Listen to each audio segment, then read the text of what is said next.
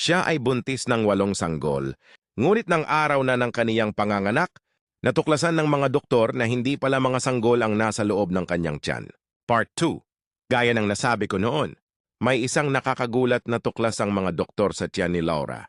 Hindi siya regular na nakikita ng doktor at hindi siya nagpa-ultrasound kailanman. Mag-isa niyang inisip na siya ay buntis ng 8 sanggol, ngunit sa kasamaang palad wala pala talagang sanggol sa kanyang tiyan. Nagkaroon siya ng tinatawag na false pregnancy. Sa kabutihang palad, tinulungan naman siya ng mga doktor, ngunit lubos siyang nadismaya sa mga pangyayari. Sobrang sabik siyang salubungin ang kanyang 8 magagandang anak. Ang balitang ito mula sa mga doktor ay labis na nagbigay sa kanya ng kalungkutan.